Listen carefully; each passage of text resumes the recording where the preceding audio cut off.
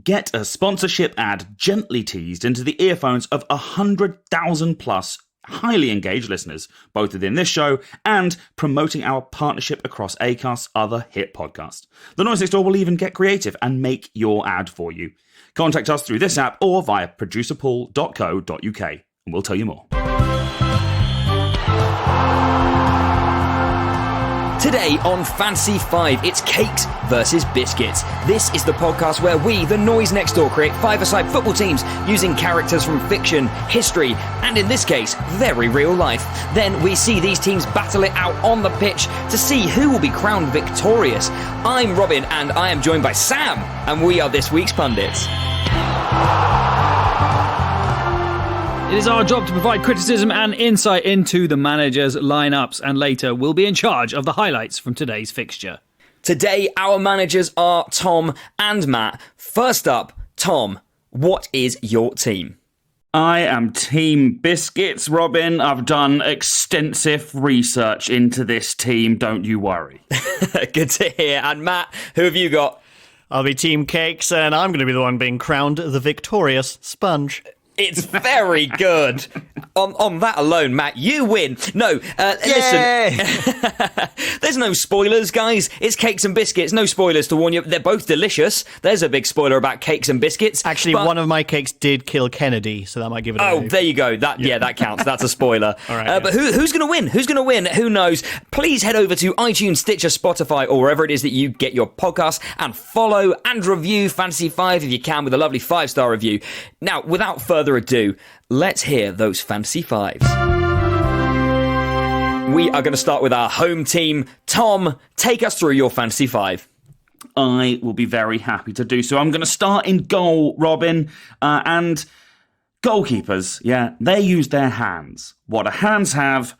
Fingers. There's only one choice here. It's Cadbury's chocolate fingers. They're going in goal.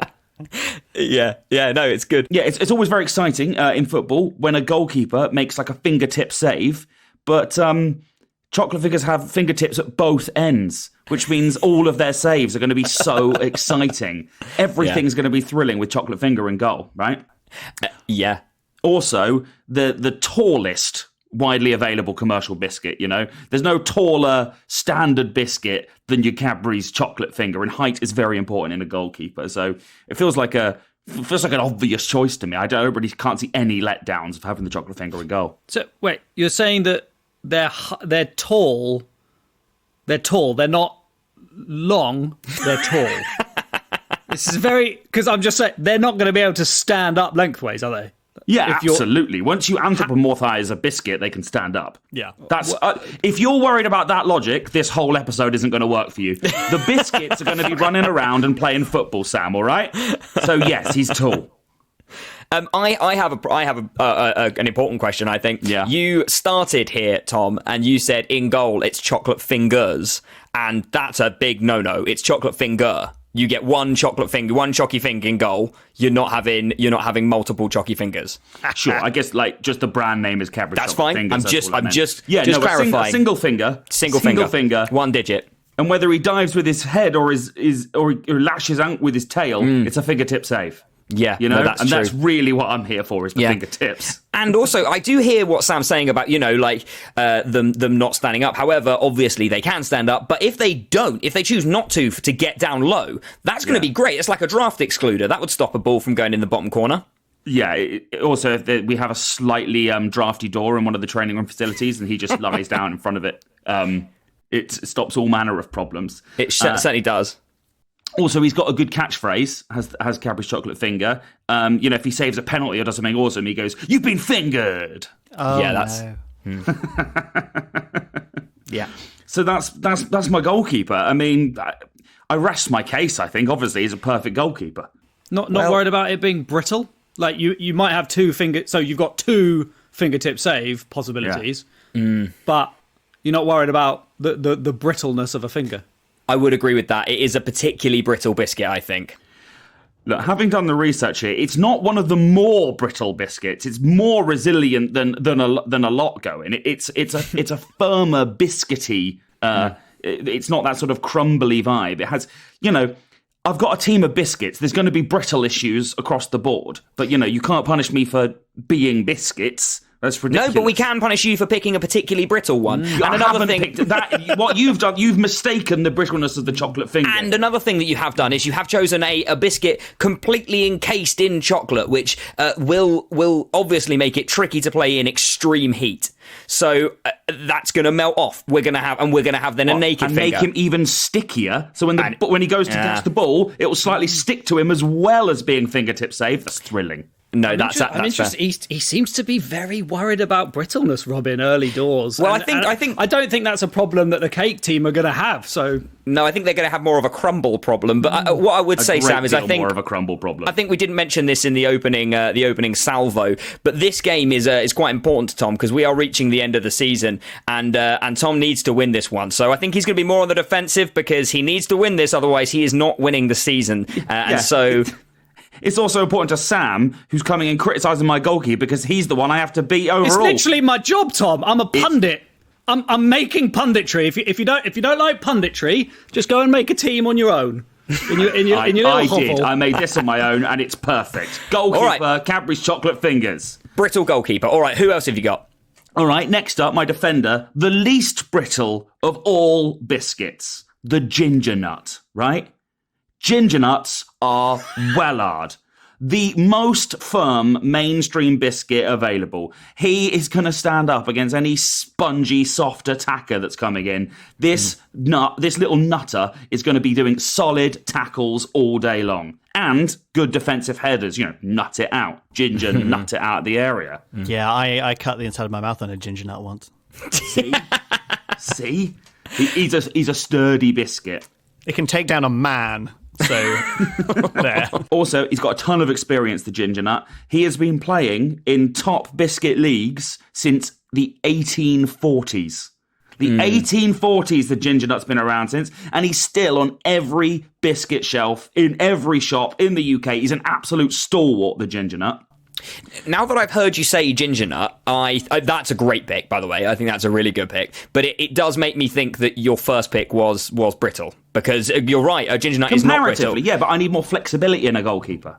Okay, all right. Leaping about. You can't... chocolate fingers, renowned for their flexibility. Absolutely. As biscuits go, very flexible. Other reasons the ginger nuts are a good defender, not just physically tough, but emotionally very resilient because of all the bullying he almost certainly had to shrug off from being a ginger at school.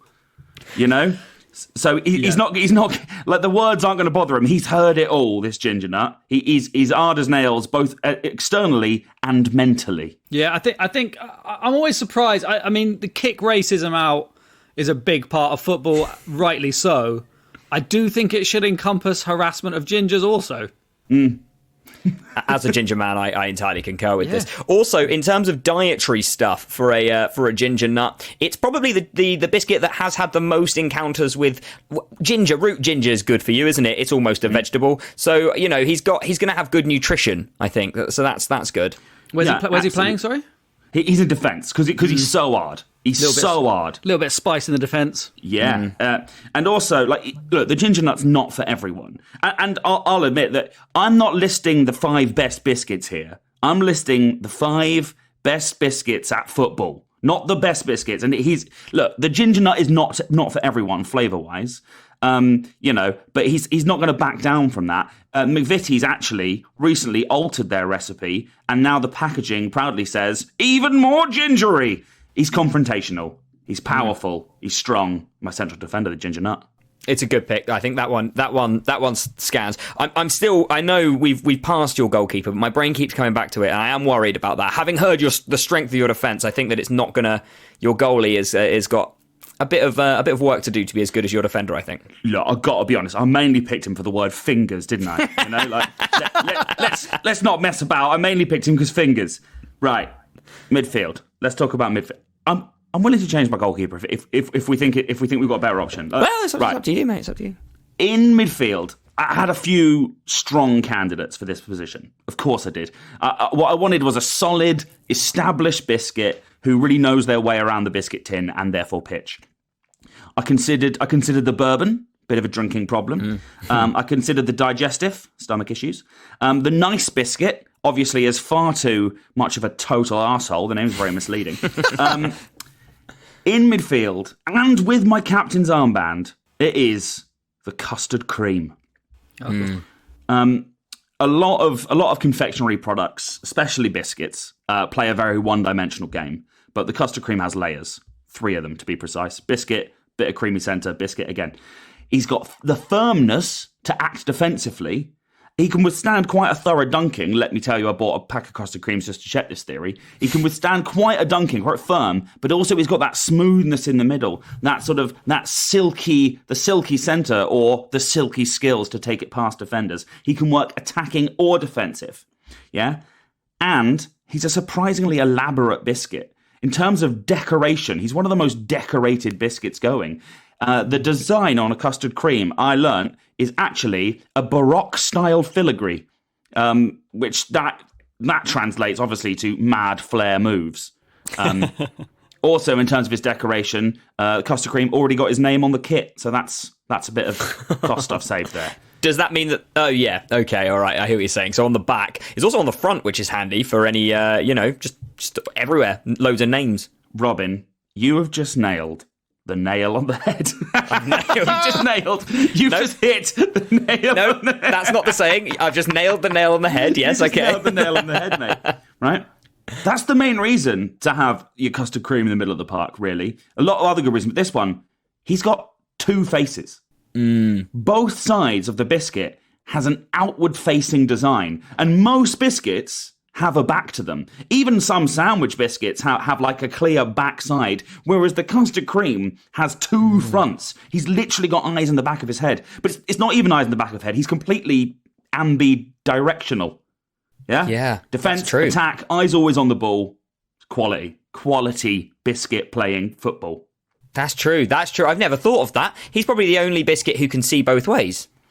The bourbon can. The bourbon's got its front facing as well. But look, I'll be honest about the bourbon. A chocolate biscuit with no actual chocolate on it in the modern game is not making the team. There are better chocolates available. I really thought it was pronounced bourbon. I didn't realise it was pronounced bourbon. I actually looked up several YouTube videos on the pronunciation of bourbon, and I want to say bourbon every time I do it, but I remember there was a thing. Apparently it's pronounced bourbon just like the liquor's pronounced bourbon. Well, there you go. I tell you what, one thing that has struck me about the custard cream having, custard cream on either side, we are assuming that it's got 2 faces, and it can basically see either way, it can go either way. However, there is a chance that actually it's like a horse, and it's got a very long, thin face, and the whole word custard cream are its eyes. Does that make sense? So its eyes are either side of its face. Yeah, and its face is the custard layer. Maybe. Yeah, I don't know. See what you're saying, but as the manager of Biscuits, I asked the custard cream and he said, "Yeah, I've got 2 faces." Okay, yeah, fair enough. Yeah, it's a good logic. Yeah. Are we worried about a little bit of bland in the midfield there? A little bit bland. Look, you've got such a spicy defender. Are the fans going to be a bit bored by the blandness in the centre of the park? Look, he's the basic flavour of your custard cream, the vanilla. I mean, vanilla literally means boring, doesn't it? But he's got the Baroque filigree. He's got surprisingly elegant footwork, considering how fundamental his game is. And he's my experienced player. He's been around for a long time, but he feels like the definition of defence and attack. He's got firmness. I'm feeling a little bit James Milner. Which isn't a bad thing. Yeah, I actually totally agree. A team needs a James Milner. Yeah, I agree. And custard cream is my James Milner in the middle of the pack. My only sort of structural worry about custard creams are how they stand up. Some players aren't so good in the rain, and I think that custard cream would fall under that. The reason I say that is I really have a vivid memory of my younger brother when he was a baby and didn't have any teeth and therefore couldn't really eat biscuits. We would sometimes give him a custard cream because you could just gum them to shit, and it's the moisture just whereas your chalky finger and your ginger nut I don't think are going to suffer in the rain, but I think a custard cream might. Look, to be honest, if it rains, I think that only benefits me because those cakes are going to fall apart far quicker than my biscuits. So if it rains, it'll probably just be a mess and the ginger nut walking around on his own. That's what's going to happen. I think just out of care, you should really make your stadium inside. Just a covered stadium at all times. It's a biscuit tin, the stadium. You know, It's a biscuit tin, full yeah. biscuit tin, yeah. It can be like cricket, this match. If it rains, we'll just call it off. Yeah. I think we have to. It's just a danger to everyone involved if they play in the rain. That's my first midfielder. Second, I got a second midfielder, a more attackingly minded midfielder. It's the jammy dodger. Why? He's jammy and he can dodge things. Yeah. There you go. What more reason do you need than jammy can dodge things? You know, Zero. Well, yeah.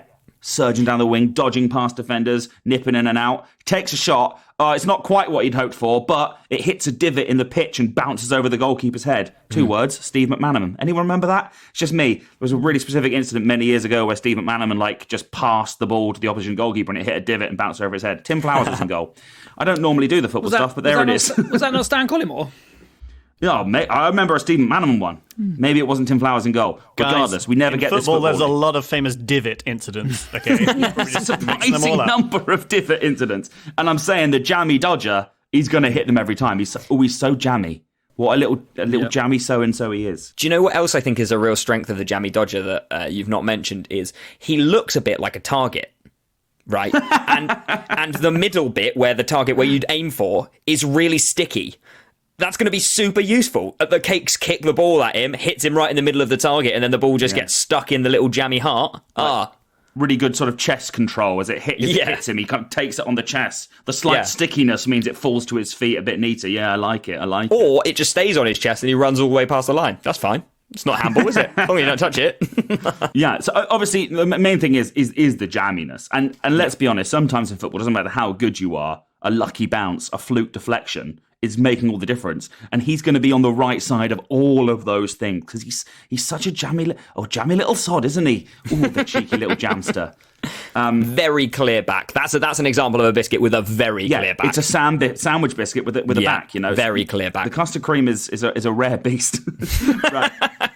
Like we've talked about the jammy centre. Another thing that I think is that this represents, I'll be honest, he's a passionate biscuit. He really wears his emotions on his sleeve, or specifically, he wears his heart in the open wound in his chest.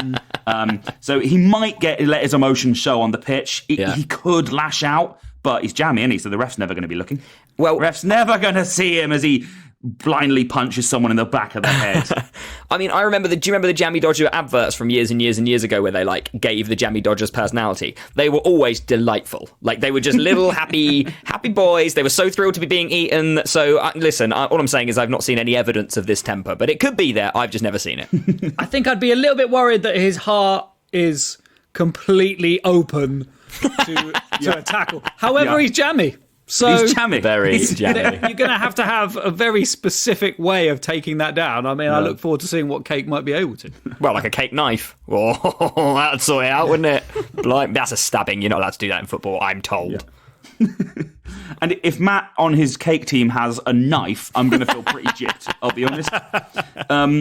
Right. Up front, final pick. The striker is Chocolate Hobnob. Chocolate Hobnob is young. For a biscuit of his standing, sort of socially, it is young. He was only born in 1987. If he was a human being, he could legitimately still be playing football, you know? That's how recent the Chocolate Hobnob is to the world. Obviously a second-generation player, but he's already completely surpassed his father, regular Hobnob, in almost every way. No.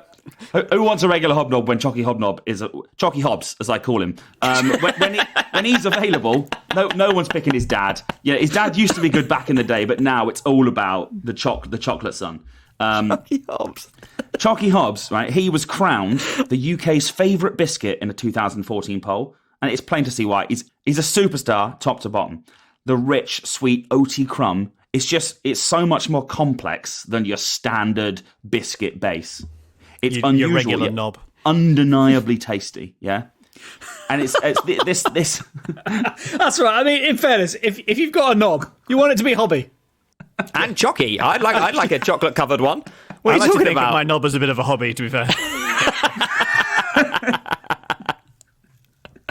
I have a friend whose surname is Hobbs, and it's going to be my life goal now to make sure that she calls her firstborn Chocky Hobbs. I just think that's great. Anyway, before we start talking about everyone's knobs. Okay. Look, he's got the biscuit base that his dad had. It's so pointless now, doesn't it? He's got the biscuit base that his dad had. What do you mean now? What do you mean now it's pointless? We're talking about how good biscuits are at football. It's all fucking pointless, mate. What are you talking about? Take it very seriously. Okay. You've got the sweetly, almost salty at points, that delicious base that his dad had. But he is coated in sweet, smooth chocolate. And like his striking, it's a perfect finish. Mwah. Chef's kiss.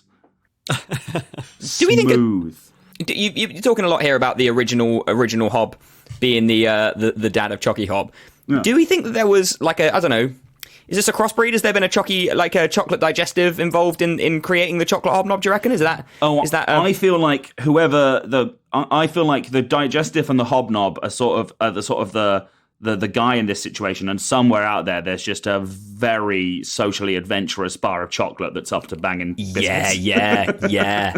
Sexy. That's what I'm chocolate. Assuming. Yeah, I am interested if any listeners have any ideas on what the most sexy chocolate bar is. I do want to know that. So do get in touch repeatedly with the answer to that question. Personally, you've made me feel a little bit sorry for Hobnob, because he was just Hobnob, and then his son came along, and then you've called him regular Hobnob. He wasn't called that before, but now he's just, regular. After it, oh my God, he's living in the shadow of his own son. I feel a bit sorry for him. Yeah, these things happen. Yeah.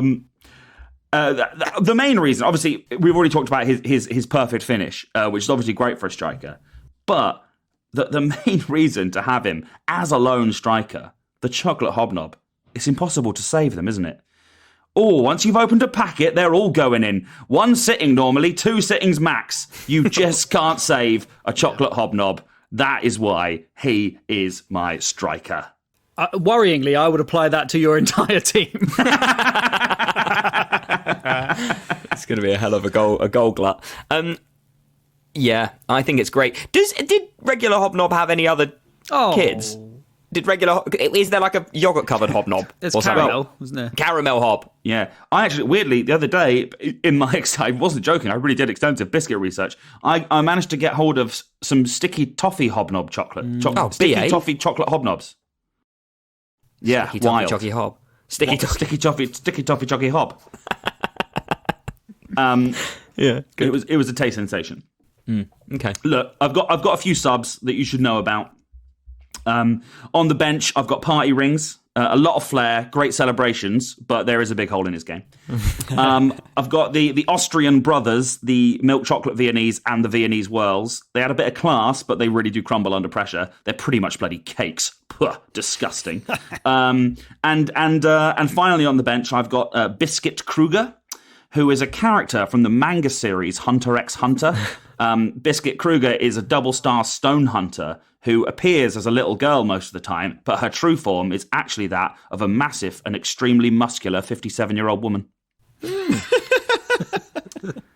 Club owner, all about money, innit? Rich T. There you go. That's my team. That's my team. It's Biscuits. I love it. Talk us through one final time your Fantasy 5. In goal, despite the anger, it's Chocolate Fingers. In defence, Ginger Nut. In the midfield, Custard Cream and Jammy Dodger. And up front, it's Chocky Hobbs, the Chocolate Hobnob. That is the Biscuit Fantasy 5. We're moving on now to Matt's Cakes Fantasy 5.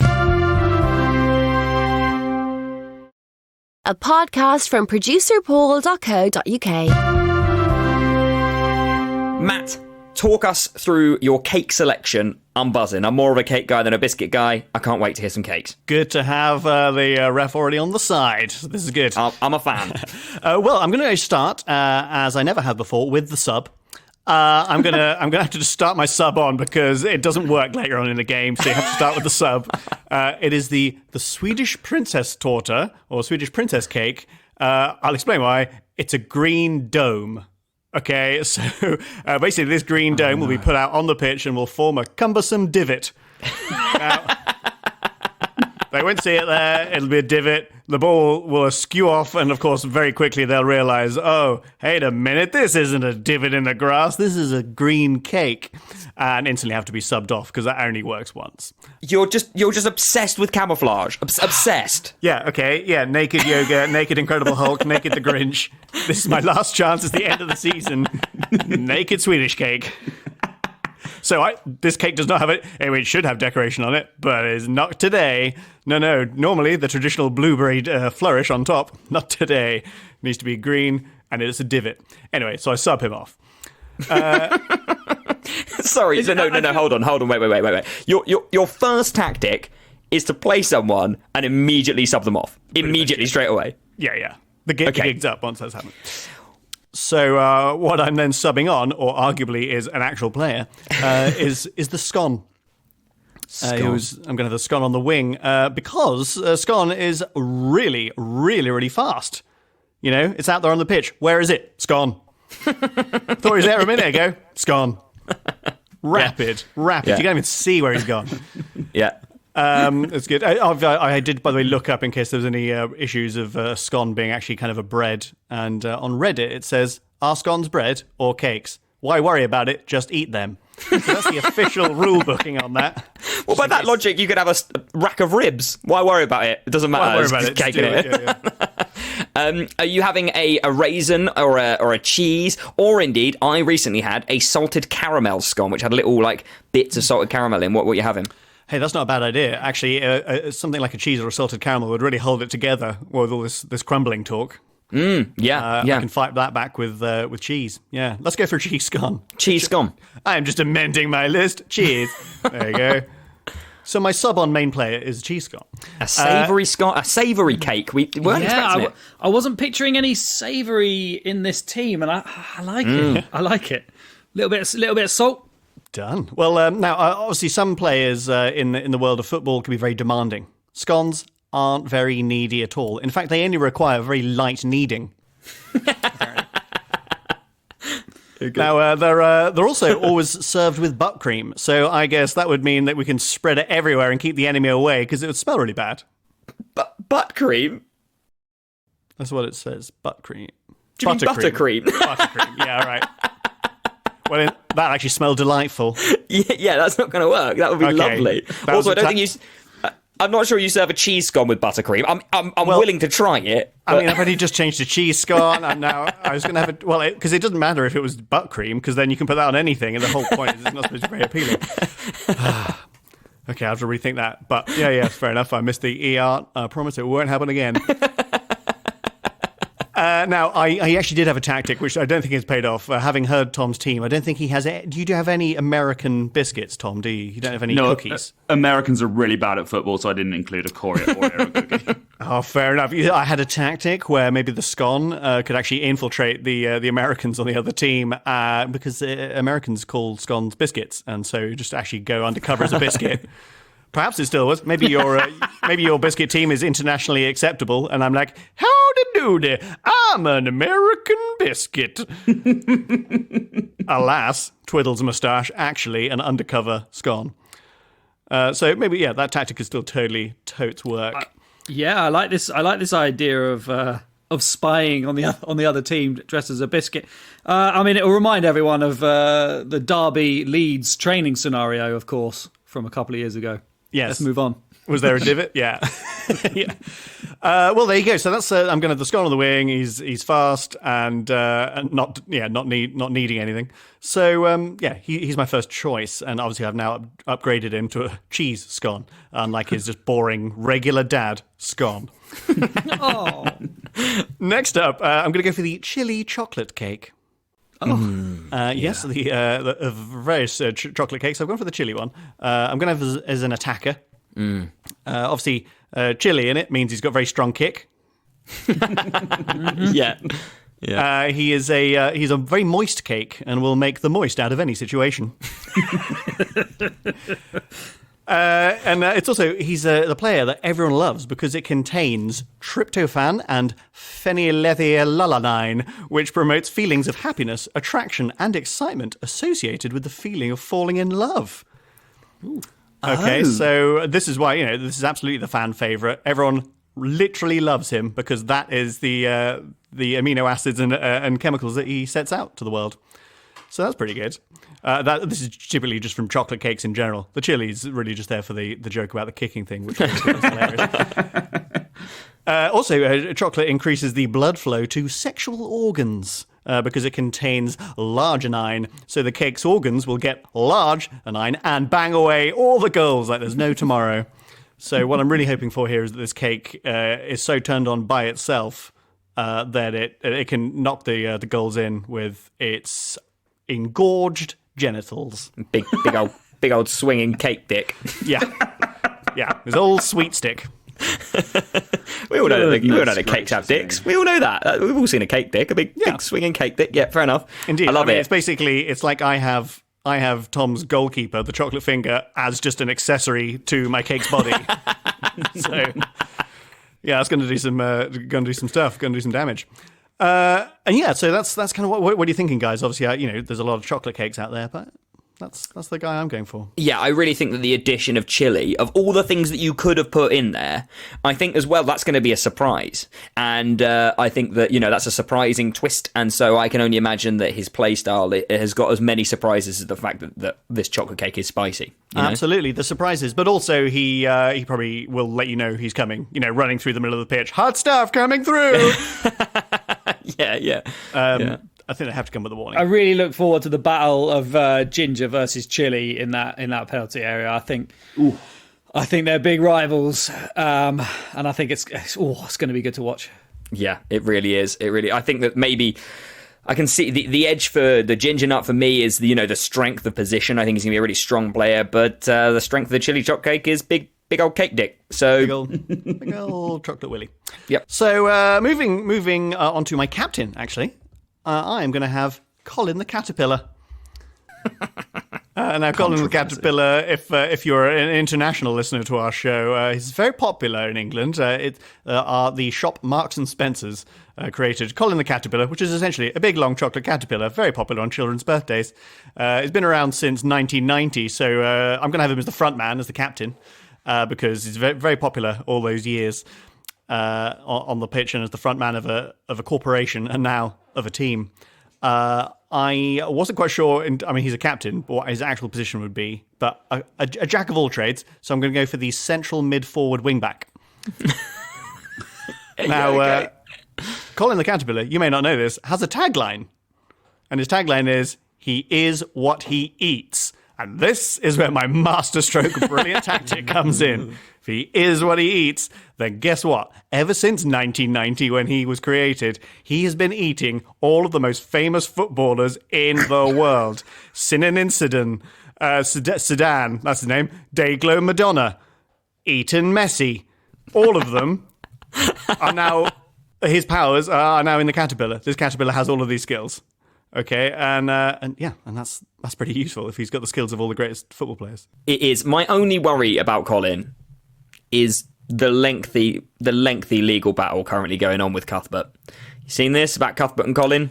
Yes, Cuthbert is that Lidl or Aldi? It's an Aldi. Aldi, right?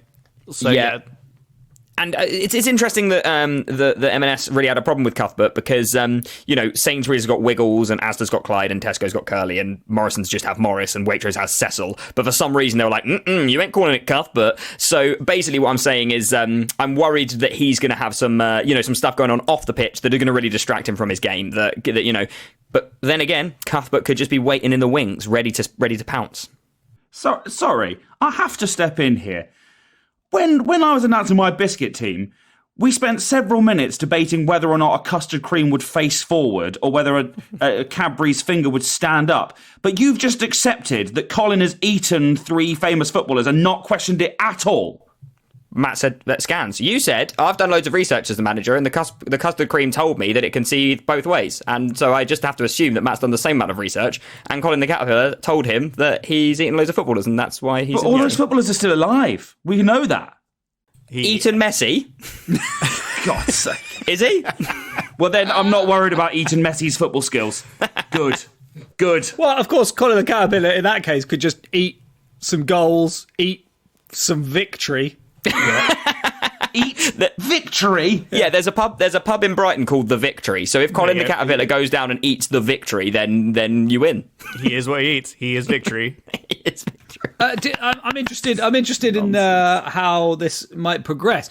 Could he eat all of that stuff and then at half time he jumps in his chrysalis? Yeah. He comes back out. He can fly now. He can, exactly. I was thinking this, like, if he has a tactic at some point to quickly get cocooned up and then come out as a beautiful butterfly and stink the place up. Because that's what apparently I looked it up, and yeah, they turn into butterflies and they're just pooping everywhere. So I can use that tactic. Yeah, I mean, it scans I've missed the ER off it again.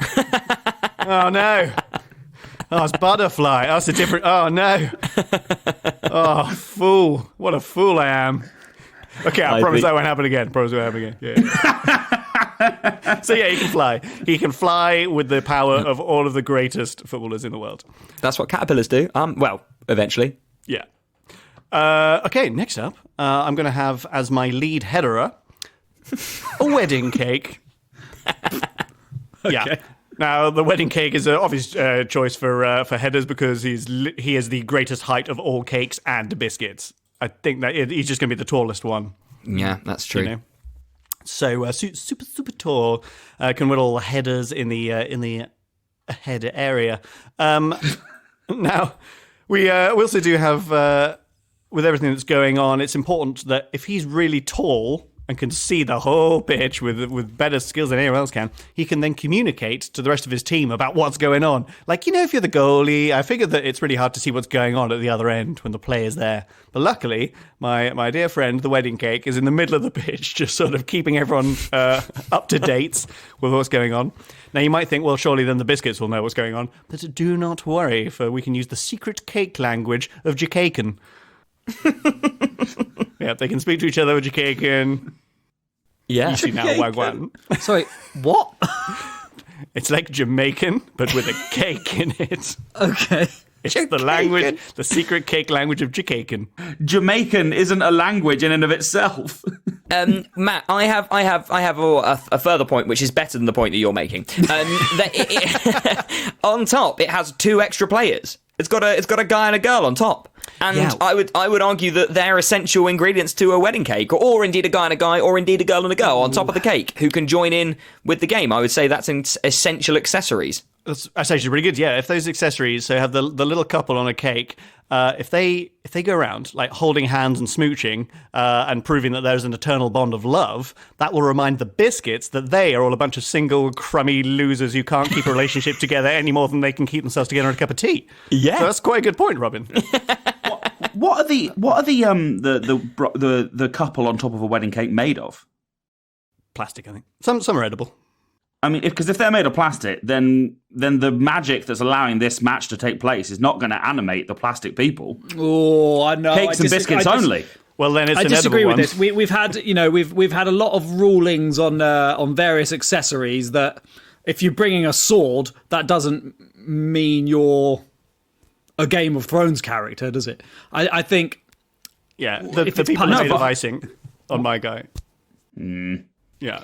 Also, I am interested in what is like a wedding cake is a very generic cake. What are you? Yeah. What I think you do need to choose. I need to specify. What? Yeah. I'm going to go we need to know what cake it is. I'm going to go for a fruit cake with a white icing finish. Fruit cake. Yeah. Yeah. That's going to be heavy. That is going to be dense. It is going to be able to stand up to a lot of tackles. If it gets knocked over, the biscuit under that is dead. Real dense. And also, this cake, along with a lot of them, in fact, all my cakes on my team, they all have soggy bottoms. Now, it was mentioned earlier, oh no, these cakes are going to crumble if it ever rains or anything. Well, we all have agreed now that that's not going to happen. It's not going to rain. But we have soggy bottoms, so we can put a little tactic in our own. Now, this is a wedding cake, so its principal tactic is, of course, to soak the pitch with tears, because this cake is literally made of tears. Now, all that will be left of the baddies is a bunch of soggy biscuits, and nobody wants a piece of that, let me tell you. I went to an all-boys school. But this is going to be fine. These cakes will hold together because their bottoms are already soggy. So it's not going to happen. They're not going to crumble apart. It's pretty good. Cry everywhere. Yeah. I like that it's a fruitcake. I like the density. It's just going to be a monstrous unit. I'm picturing like, if everyone's like normal football height, between like 5'8" and 6'3" or something, this guy's like a 7 foot, like absolute juggernaut. Yeah.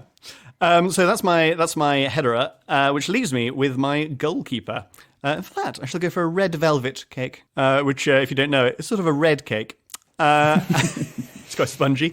Delicious. Now, this, first of all, it gives its distinctive sort of red look, traditionally, is because it's dyed with beets, which means that they're ready to beat the enemy. The most popular cake, apparently, this red velvet, is the most popular cake in Central and South America, according to internet searches. So, like, people looking up cake recipes, Central and South America, red velvet is their number one search. Which, of course, means that it's coming from the same heritage as the great footballers like Pelé, Luis Jairez, and Ronaldo McDaldo. God. It's really an indictment of how this podcast has fallen to pieces that Matt chose a position that was headerer and none of us even mentioned it. We were just like, sure, have your headerer. What would be a good position for a headerer? Well, like a striker or a defender. Yeah. A defender? Really? Okay. Yeah, they need to. Well, that's just everything. So, yeah, he's one of them. Now, the ball, of course, will, when coming to this person in goal, there's a reason why he has to be in goal, the ball will pretty easily stick to this cake because it's covered in buttermilk frosting, which means that basically it'll be really sticky to the baddies and they won't want the ball back because obviously now it's covered in buttermilk. It's going to be like, oh, no, it's all stinky. Oh, no, guys. Oh, no, I forgot the ER. I think it's buttermilk frosting. Oh, no. More fool me. Well, it's going to smell really nice again. Yeah. Red velvet's delicious. I love red velvet. Yeah. I guess my final point on the matter is a lot of football teams wear red. So that's my main tactic.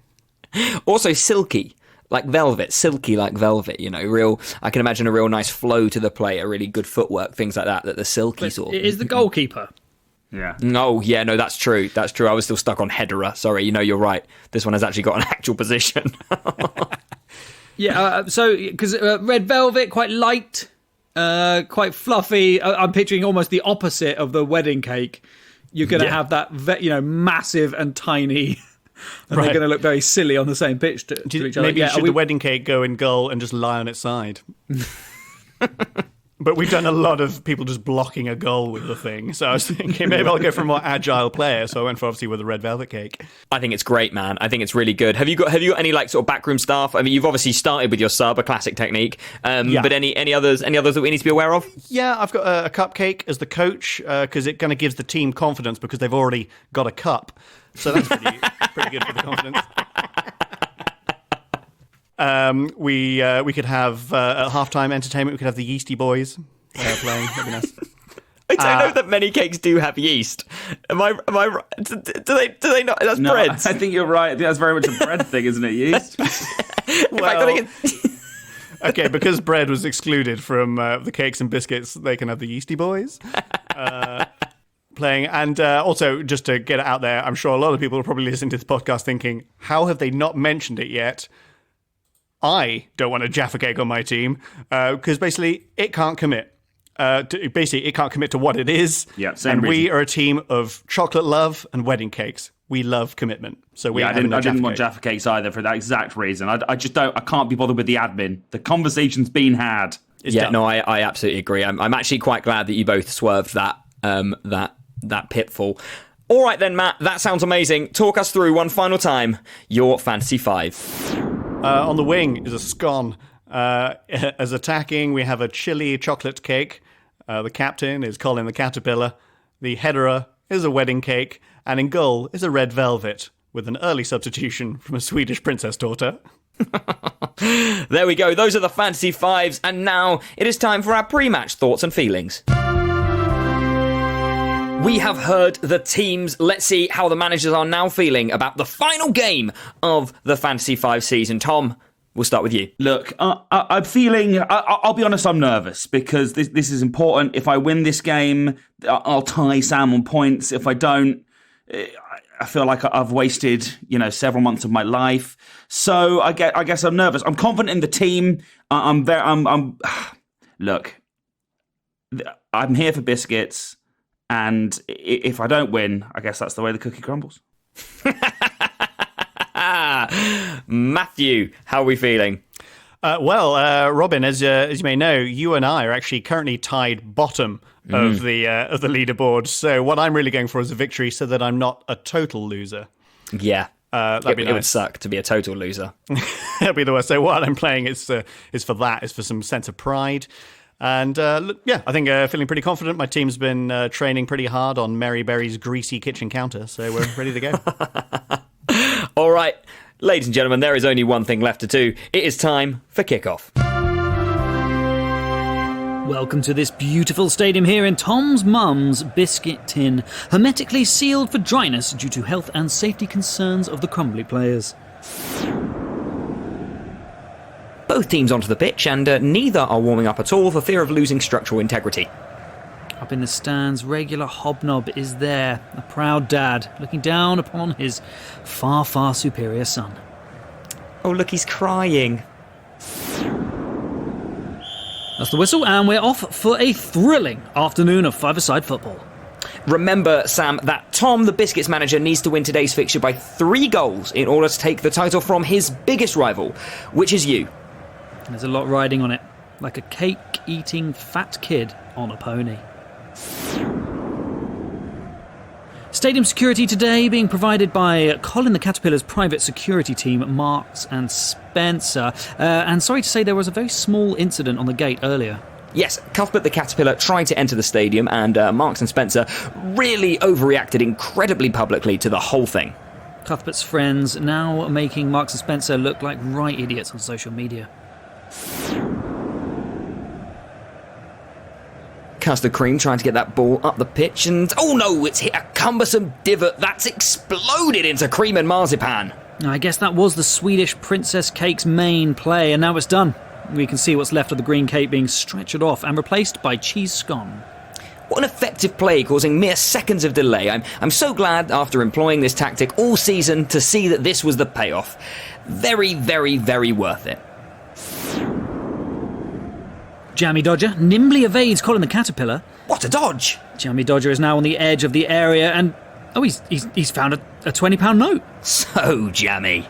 Jammy Dodger looks to cross it into Chalky Hobbs, but it bounces off some decorative frosting on wedding cake. It's off the crossbar. Oh, and the left post. Oh no, and the right post. Oh, the ball is on the line. Oh, as Red Velvet scrambles for the ball. A gust of wind blows the ball over. It's a goal. It's a goal for Biscuits. It's 1-0. It'll go down as a goal for Jammy Dodger. Colin the Caterpillar on the ball now. Yes, the pioneer of the central mid-forward wing-back position passes forward to Chili Chocolate Cake. Chili Chocolate Cake lines up a shot, but Ginger Nut nuts him in the chest a la Zidane. It's a penalty to the Cakes.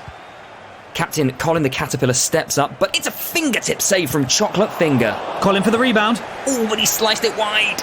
Shame, but the bigger the slice, the better. And that's half-time. It seems as though Colin the Caterpillar has eaten a few real-life footballers as a half-time snack and has formed a chrysalis in the hopes of returning to the pitch as Colin the Butterfly. Half-time entertainment today was supposed to be the Yeasty Boys, but they've double-booked and are instead performing at Bread Athletics' home fixture. Instead, we've got the Diabetes. Teams are back out on the field, and we are off for the final half of this season. Wedding Cake is showing off some flair here, fakes it past Custard Cream, running circles around Ginger Nut, pops it over Chalky Hobnob. He's really making sure that everyone gets a piece of the action. Ginger Nut intercepts and punts the ball right up Red Velvet's butt cream. However, it wasn't enough to make it a goal. Don't you mean buttercream? In this case, I do not. Custard Cream has been good enough so far this match. That's classic Custard Cream. Fine if there's no other option. Custard Cream on the ball now, though. A pass to Jammy Dodger, who accidentally crosses with pinpoint accuracy to Chalky Hobbs in the box. Chalky Hobbs flips up like a coin, and it's a stunning overhead kick! utterly amazing. It flies past Red Velvet Wonder Goal. It's 2-0 to Biscuits, Sam. One more goal and the Biscuits manager takes home the League Cup. The Cake manager's decision not to play a defender is really costing them, as Biscuits are on the attack yet again. Dodger to Cream to Chocky Hobbs. Now he's got 20 yards to go. He looks up to see Ginger Nut in a good position. He's going to Ginger Nut this away and... Yes, everyone remain calm. It seems there's been a bit of an earthquake on the pitch. Please do not worry. The roof is coming off. Oh my god. Tom's mum has taken the whole Biscuit Tin Stadium into the garden for a picnic and taken the lid off. Sam, it's raining. Oh god. The rain has absolutely destroyed both the biscuits and the cakes. It's a sweet massacre. The match has sadly been called off. It'll go down as a draw. Tom's mum has murdered 2 entire teams. How was this possible? Well, she is the best. She is the best. The only survivors seem to be the couple on top of the wedding cake. They are surrounded by devastation. If only they could find shelter. Oh, Tom's mum is bringing out a meringue for them to live on. They think it's pavlova. It is now. Back to the studio. Well, there we have it, the final game of the season, and it did not end a way that any of us were expecting. Tom, talk to me. I don't know what to say, Robin. I mean, it was literally, I felt like the Ginger Nut was about to score. It was going to be 3-0. That would have been mine. I would have championed, but Snatched away. I'm utterly devastated. Yeah, Tom, I am so sorry to hear that it got snatched away in the final moment, Tom. Matt, a draw for you. How are you feeling after that? Okay, I need help with the mathematics. If it's a draw, am I a loser with you, Robin, or am I slightly better than a loser? Well, I'm glad you asked, Matt. Let me go to the league standings to update everybody on how we're doing. In total, dead last, the biggest loser of them all, is the biggest hunk of them all. It's me, it's Robin. I got 6 points the whole season with a goal difference, of -16. And then, with 1 point more than me, unbelievably, it's Matt with a goal difference of -1. You know, that's so beautiful, Robin. I just want to say thank you to all my fans. I mean, hey, people always remember the person who came second to last. That's absolutely right. That's right. Hey, listen, Matt, for what it's worth, you are responsible for the joint best keeper. Only 2 clean sheets in the whole season, actually, and you're responsible for that with Horton from your Dr. Zeus team. Is it? Then in third place is Tom. With 9 points and a goal difference of +8. Tom, though, responsible for the top scorer, Hitmon Lee. Who got 7. Put 7 past me. And finally... And responsible for the most points over the course of the season. It's manager Sammy P. It is. It's Sam with 11 points and a goal difference of +10. And also a clean sheet with Sekhmet, your Cats team. Sam, your victory speech. Well, it's inevitable, isn't it? And I'll be honest, I was actually very disappointed. The 2 draws that me and Tom had across the season, valid. I was actually furious with my initial loss with my Disney villains. So I want to replay that game, is what I'm saying. A replay. Well, that concludes Fantasy 5's inaugural season. It's a huge sort of...